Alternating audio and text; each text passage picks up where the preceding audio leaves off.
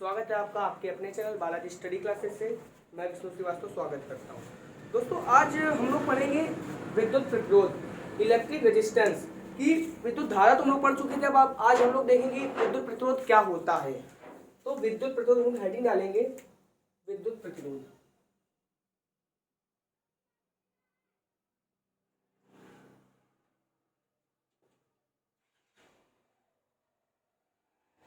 तो विद्युत प्रतिरोध क्या होता है कि किसी चालक का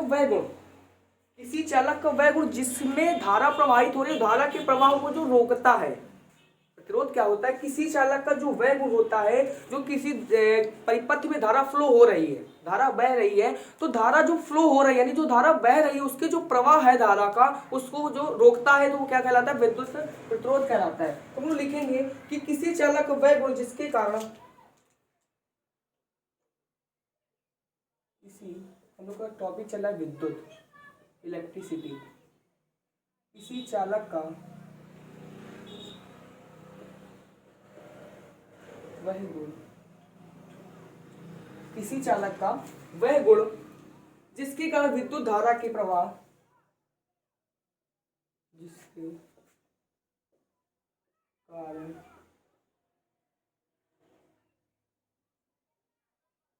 विद्युत धारा का, किसी चालक का वह गुण जिसके कारण विद्युत धारा का प्रवाह, क्या मैंने बताया कि रोकता है। किसी चालक का वह गुण जिसके कारण विद्युत धारा का प्रवाह का विरोध करता है या रोकता है, धारा का प्रवाह का विरोध करता है,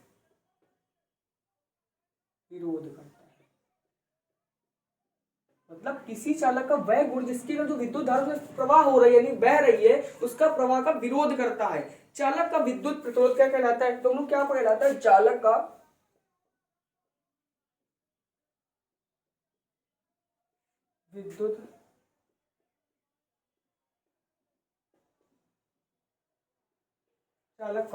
विद्युत प्रतिरोध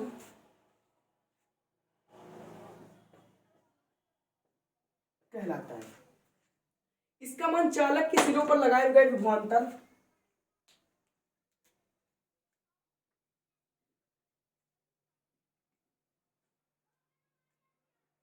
ठीक है, इसका मान जो होता है चालक के सिरों पर, तो चालक के सिरों पर हम लोग विभवांतर लगाते हैं। चालक के सिरों पर लगाए गए विभवांतर, बेटा विभवांतर को हम लोग प्रदर्शित करते हैं V से, लगाए गए विभवांतर तथा उसमें जो बहने वाली धारा होती है, तथा उसमें बहने वाली धारा तथा उसमें बहने वाली धारा के अनुपात के क्या होता है? बराबर होता है। क्या? विद्युत प्रतिरोध। मतलब जो चालक के सिरों पर लगाए गए विभवांतर तथा उसमें बहने वाली जो धारा होती है उसके अनुपात क्या होता है? बराबर होता है। क्या? विद्युत प्रतिरोध। यदि R से, इसे क्या होता है बेटा? R से प्रदर्शित करते हैं हम लोग इसे, तो हम लोग किसे करते हैं? इसे R से प्रदर्शित करते हैं, क्योंकि रेजिस्टेंस होता है, इसे R से प्रदर्शित करते हैं, R से, ठीक है ना। इसे R से प्रदर्शित करते हैं, इसे विद्युत प्रतिरोध को हम लोग R से शो करते हैं। अब यदि चालक के सिरों पर देखो, अब हम लोग इसे फार्मूला करते हैं, फार्मूला निकालेंगे। यदि माना, यदि चालक के सिरों पर लगाया गया विभवांतर, यदि चालक के सिरों पर जो लगाया गया विभवांतर V हो, तथा अब बेटा चालक की जब सिरों पर हमने विभवांतर V लगाया तो उसमें धारा भी तो फ्लो होगी ना, तो तथा धारा, चालक में धारा I हो, तथा चालक में जो धारा होगी, तथा चालक में धारा I हो, यानी धारा I हो। जब I हो तो चालक का विद्युत प्रतिरोध, तो चालक का विद्युत प्रतिरोध। तो चालक का विद्युत प्रतिरोध क्या होगा, R इज इक्वल V अपान का I। जब बेटा ओम का नियम सब लोगों ने पढ़ा होगा, V बराबर आई आर, तो R बराबर का V अपान आई। यहाँ पे V क्या विभवांतर, I एम्पियर, R क्या उसका प्रतिरोध है। और बेटा R का मात्रक क्या होता है, जो R यानी रेजिस्टेंस का मात्रक क्या होता है, इसका मात्रक होता है वोल्ट अपान मीटर। इसका मात्रक होता है वोल्ट अपान एम्पियर। इसका मात्रक होता है वोल्ट अपान एम्पियर, मात्रक वोल्ट अपान एम्पियर। बेटा जिसे क्या बोलते हैं, ओम बोलते हैं, जिसे ओम।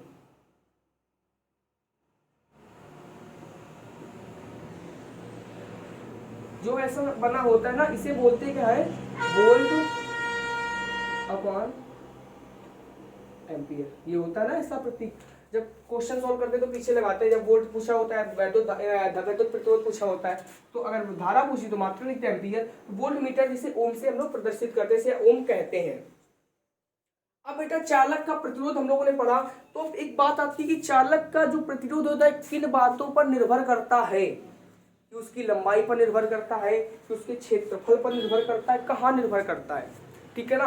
जब क्वेश्चन आता है कि विद्युत प्रतिरोध, जैसे बेटा लिखा है कि किसी चालक का वह गुण, सबसे पहले विद्युत प्रतिरोध एक बार फिर पूरा रिकॉल करते हैं कि किसी चालक का वह गुण जिसके कारण विद्युत धारा का प्रवाह, किसी चालक में बेटा विद्युत धारा प्रवाह हो रही है, यानी सपोज किसी तार है, तार विद्युत धारा प्रवाहित हो रही है और उसमें प्रतिरोध लगा दें, जो धारा का प्रवाह जो होगा यहाँ से अब इतने में प्रवाहित होगी, अब इतने में नहीं होगी। तो एक बात हम लोगों ने लिखी है, डेफिनेशन है कि किसी चालक का वह गुण जिसके कारण विद्युत धारा का प्रवाह का विरोध करता है, विद्युत धारा का जो प्रवाह होता है उसका विरोध करता है, चालक का क्या कहलाता है बेटा, विद्युत प्रतिरोध कहलाता है।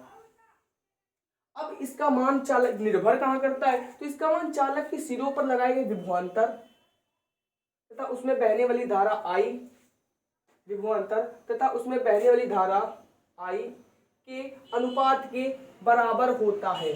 देखिए बेटा यही से हम लोगों का फार्मूला निकल के आया। सबसे पहले क्या बताया कि उसके बहने वाली सिरों पर लगे विभवांतर तथा बहने वाली धारा I के बराबर होता है। तो देखिए बराबर ही तो रखा है मैंने, R upon V upon I, R is equal of V upon I, तो मैंने बराबर रखा है।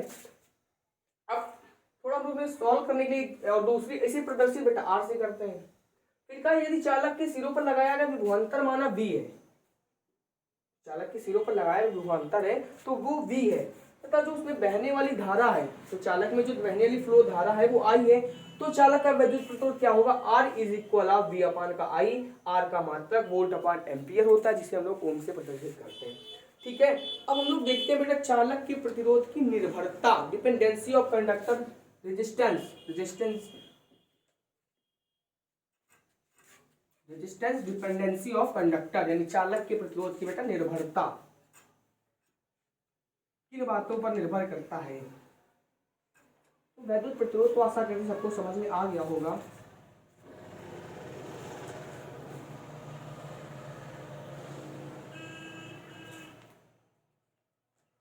तो लोग डालेंगे चालक के प्रतिरोध की निर्भरता।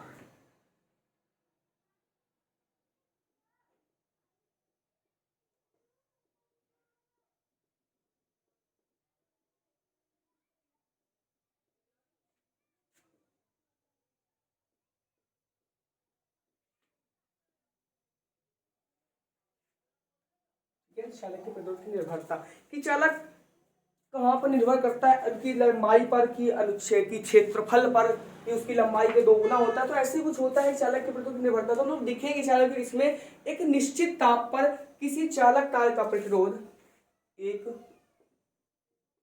निश्चित ताप पर किसी चालक तार का प्रतिरोध, ताप किसी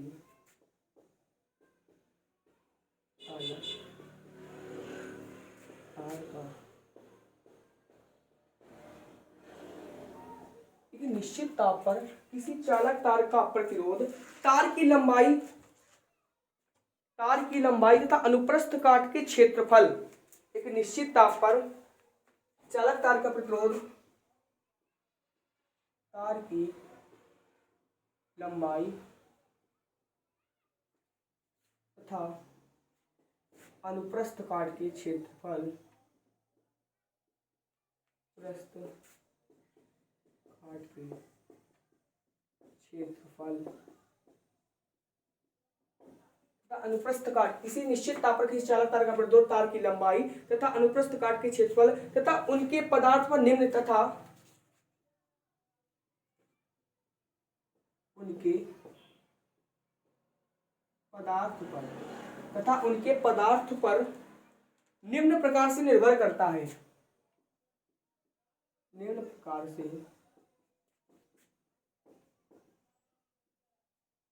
निर्भर करता है। कैसे करता है? नंबर एक, सबसे पहले तार की लंबाई पर। नंबर एक, हम कैसे निर्भर करते? चालक तार की लंबाई पर। तो पहले लिखेंगे हम लोग नंबर एक, चालक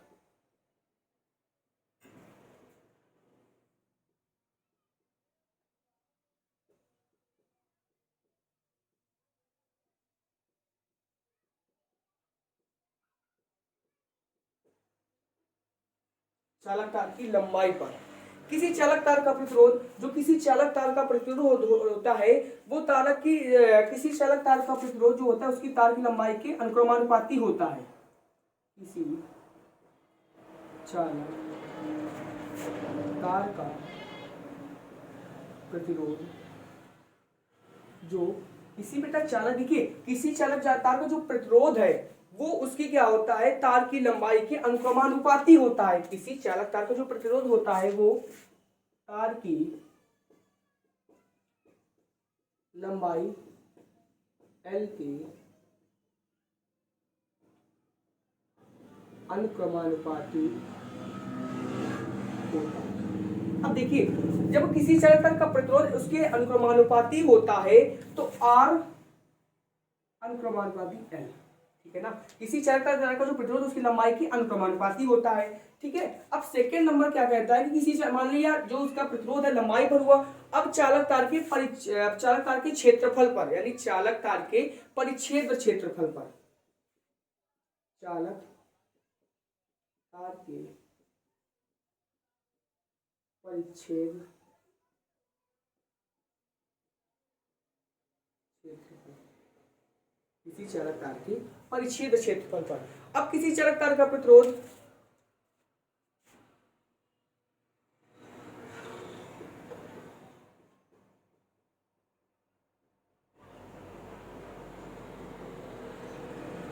R, अब किसी चालक तार का प्रतिरोध अनुप्रस्थ काट के क्षेत्रफल के व्युत्क्रमानुपाती बेटा इसमें होता है।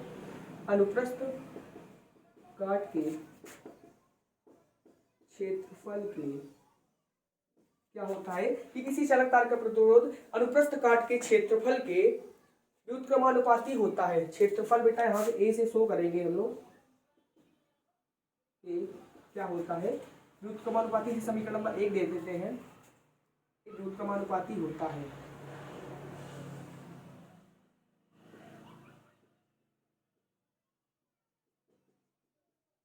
अर्थात कैसे लिखते हैं?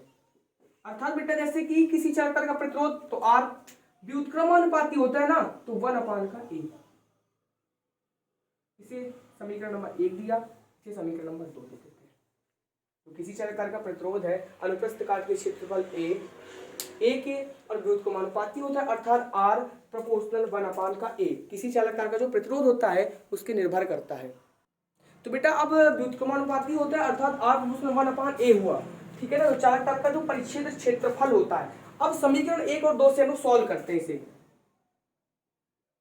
समीकरण 1 व सेकंड से अब जब समीकरण 1 व 2 को उठाएंगे हम लोग तो इसके अनुक्रमानुपाती होता है। तो एक काम और करते हैं कि चालक तार का जो परिच्छेद क्षेत्रफल है थोड़ा और इसे समझ लेते हैं। तो R प्रोपोर्शनल 1/A सेकंड दिया। अब बेटा अर्थात पतले तार का प्रतिरोध, हाँ एक क्वेश्चन और आता है कि पतले तार का प्रतिरोध अधिक होता है कि मोटे तार का प्रतिरोध अधिक होता है? तो बेटा पतले तार का जो प्रतिरोध होता है मोटे तार के अपेक्षा अधिक होता है, यानी मोटे तार का प्रतिरोध कम होता है लेकिन पतले तार का प्रतिरोध ज्यादा होता है। तो हम लोग लिखेंगे इसे पॉइंट बना के लिखेंगे कि मोटे, लिखेंगे पतले तार का प्रतिरोध पतले तार का जो रेजिस्टेंस होता है बेटा, मोटे तार, पतले तार का प्रतिरोध जो होता है मोटे तार के प्रतिरोध के क्या होता है, मोटे तार के प्रतिरोध के,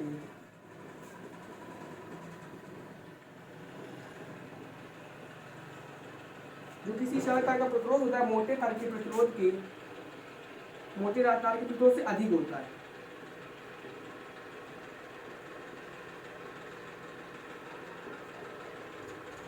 किसी चालक तार का जो प्रतिरोध होता है मोटे तार के प्रतिरोध से अधिक होता है। अब बेटा चालक के पदार्थ पर देखते हैं, चालक की पदार्थ पर, तो एक काम हम लोग करते हैं, चालक के पदार्थ पर देखते हैं,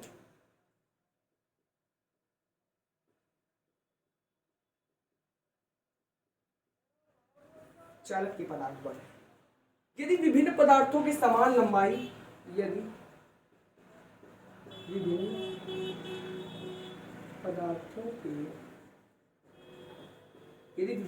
पदार्थों के समान लंबाई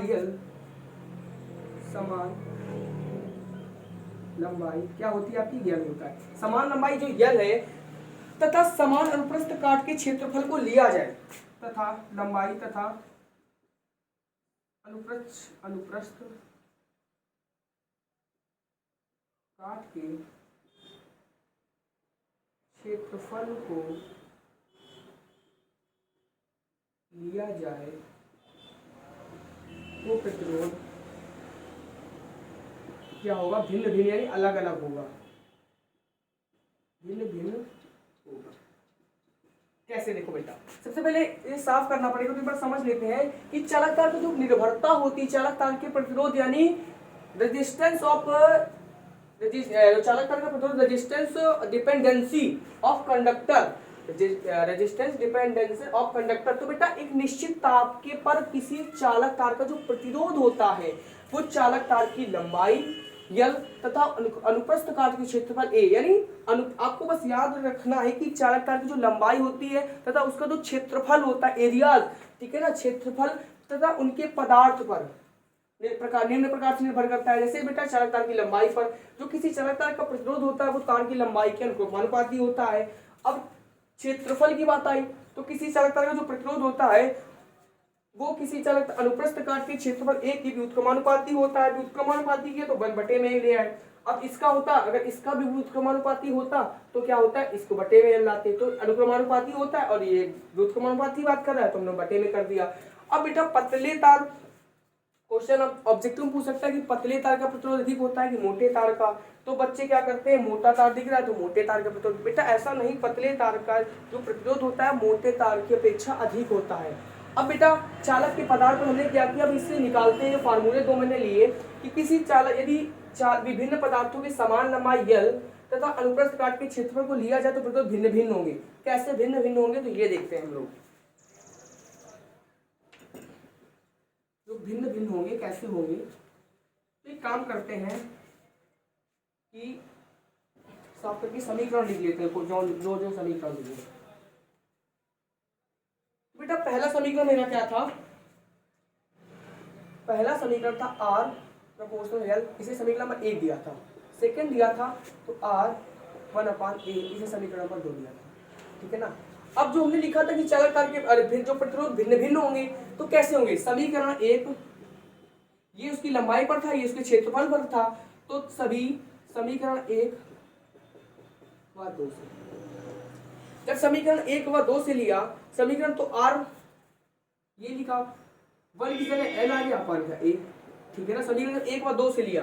अब हमें लोग क्या करते हैं कि R की जगह R, इसकी जगह हम लोग एक रो लेते हैं और L अपन का A। ये क्या होता है बेटा,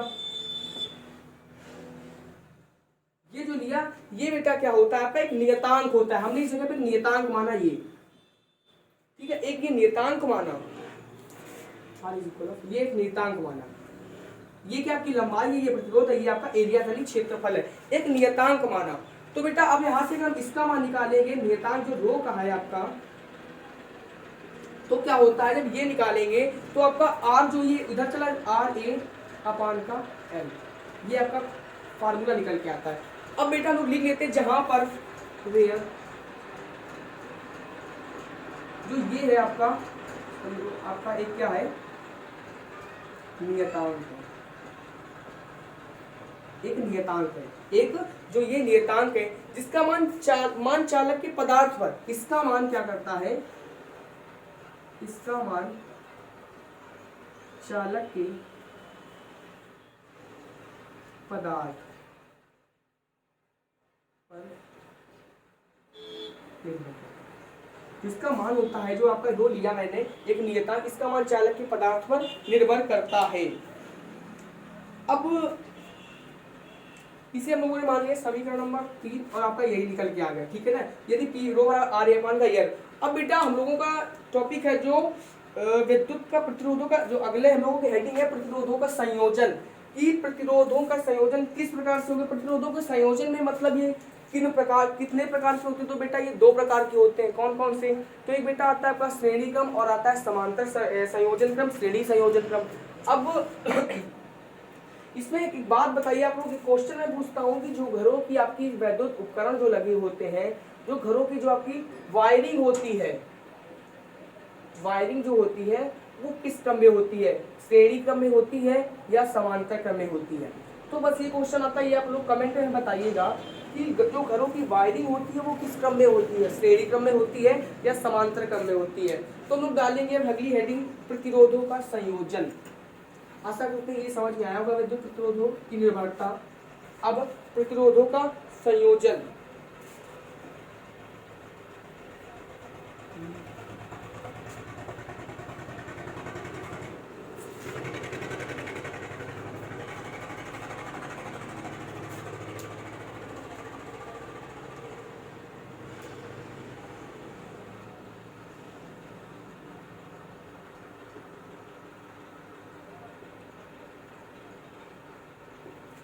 न्यूमेरिकल की दृष्टि बहुत ज़्यादा महत्वपूर्ण है बेटा ये न्यूमेरिकल। हाँ इसी से लगते हैं, क्योंकि इसी में फार्मूले जो होते हैं ज़्यादातर न्यूमेरिकल जो फिगर वाले आते हैं वो इसी से पूछे जाते हैं। प्रतिरोधों का संयोजन, तो बेटा प्रतिरोधों का संयोजन दो प्रकार से होता है।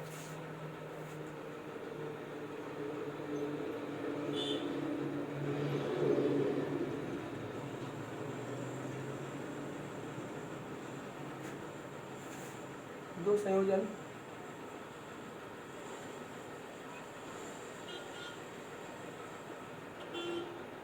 प्रतिरोधों का जो संयोजन होता है वो दो प्रकार से होता है, श्रेणी क्रम संयोजन और समांतर क्रम संयोजन।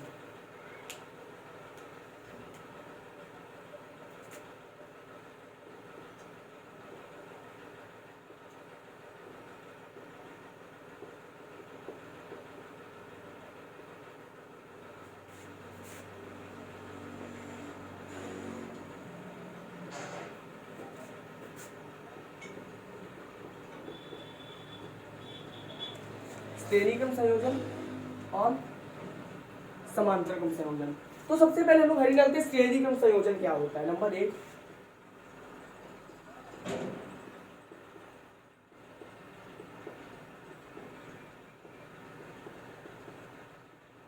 श्रेणी क्रम संयोजन। श्रेणी क्रम संयोजन में क्या होता है, श्रेणी क्रम संयोजन में प्रतिरोधों के तार को श्रेणी क्रम संयोजन में प्रतिरोधों के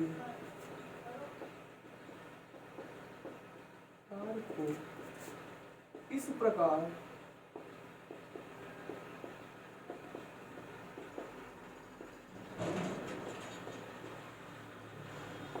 श्रेणी क्रम संयोजन में क्या होता है, तारों के प्रतिरोध को इस प्रकार जोड़ा जाता है कि प्रत्येक प्रतिरोध का दूसरा सिरा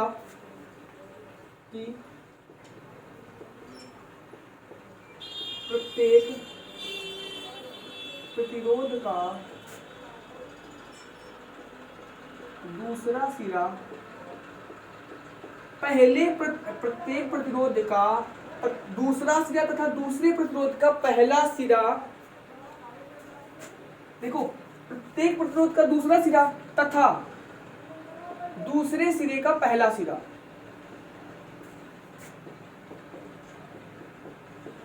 पहला सिरा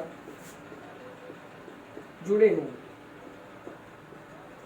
बात को समझिएगा कि प्रत्येक प्रतिरोध का दूसरा सिरा, प्रत्येक प्रतिरोध का जो पहले सिरा होता है कि प्रत्येक प्रतिरोध का दूसरा सिरा तथा अगले प्रतिरोध के पहले सिरे, अगले प्रतिरोध का पहला सिरा, सॉरी अगले प्रतिरोध का दूसरे प्रतिरोध का, अगले प्रतिरोध का, ठीक है, अगले प्रतिरोध का, जैसे पहले प्रतिरोध का दूसरा जो वो होता है कि जो पहला प्रतिरोध होता है इसका दूसरा सिरा पहले प्रतिरोध के सिरे से जुड़ा हो तथा अगले सिरे का पहला सिरा जुड़े हो।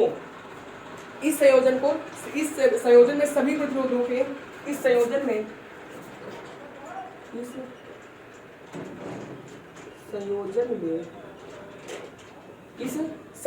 में सभी प्रतिरोधों में समान धारा प्रवाहित होती है।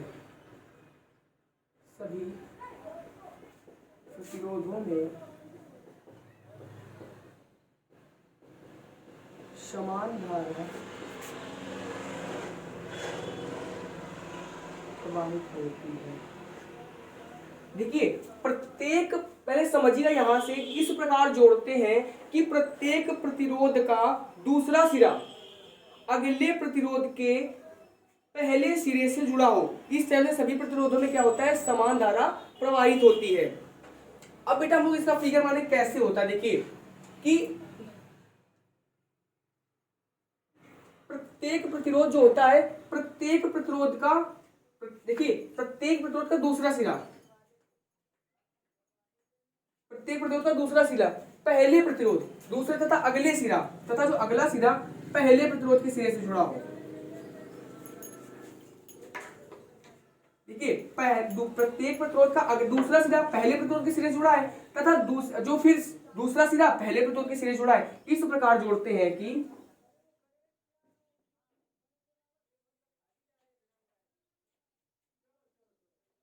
ठीक है ना, कि प्रत्येक प्रतिरोध का दूसरा सिरा, ठीक है हम लोग इसे देते हैं ए, इसे मानेंगे ए, बी, सी, इसे बेटा हम लोग R1 R2 R3 मान लेंगे, R1 R2 R3। अब थोड़ा इसमें जो धारा प्रवाहित, ये हमारा ए आई धारा क्या हो रही, प्रवाहित हो रही। अब इस जगह आपकी मैंने बैटरी परिपथ बना दी है पूरा,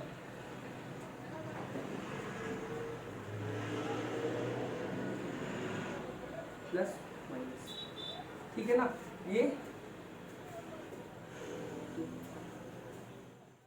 ठीक है ना, प्लस माइनस हो गया। अब बेटा प्लस माइनस हो गया तो अब ये क्या होगा, ये कुंजी एक लगा देंगे हम लोग यहाँ पे,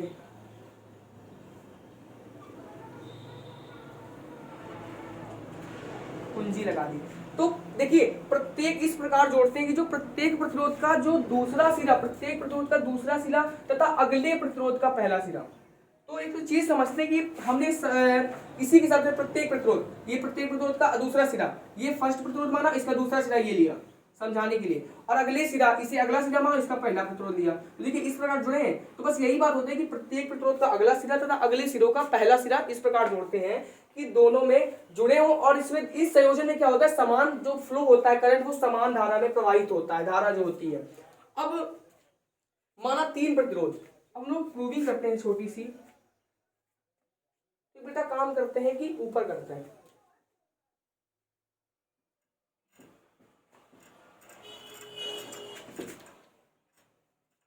इसे छोटा सा बनाए हुए,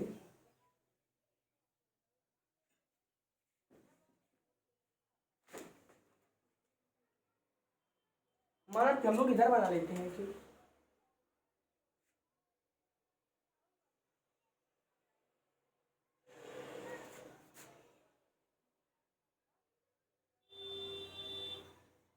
छोटा खोलें,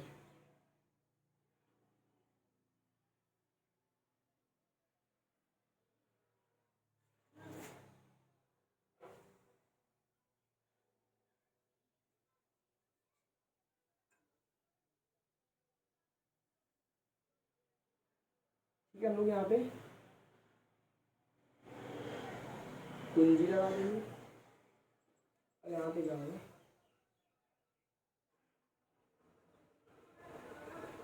प्लस माइनस, ठीक है ना, इसमें आई धारा प्रवाहित हो रही है, ठीक है। और इसे बेटा हम लोगों ने R1 माना, R2 माना, R3 पॉइंट मान लिए, ए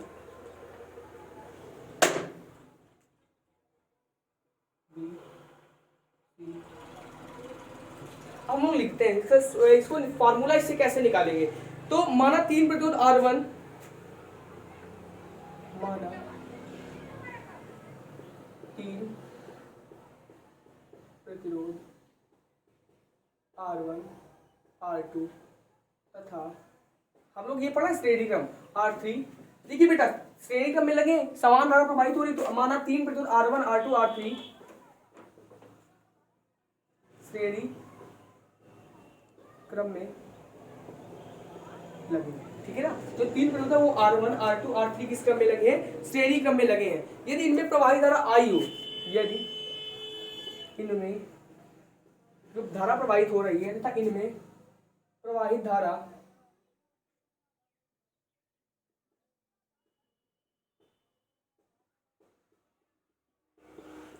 आई हो तथा इनमें जो प्रवाहित धारा हो आई हो तथा इनमें प्रवाहित धारा आई हो, तो इनके सिरों पर सिंपल सी बात है, अगर धारा प्रवाहित हो रही है तो विभवांतर जरूर आएगा। अगर आर है तो वी है, वी है तो आई है। तो अगर इनमें धारा प्रवाहित हो रही है, प्रवाहित आई हो, तो इनके सिरों पर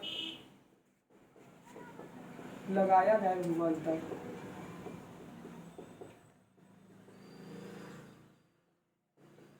कितना हो बेटा, V1 V2 तथा V3 हो। V1 V2 V3 हो,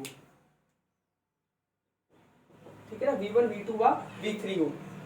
3 प्रतिरोध R1 R2 R3 है तथा श्रेणी क्रम में लगे इनके सिरों पर धारा जो इनके प्रवाहित धारा और आई हो तथा इनके सिरों पर लगाया जो विभवांतर हो V1 V2 व V3 हो।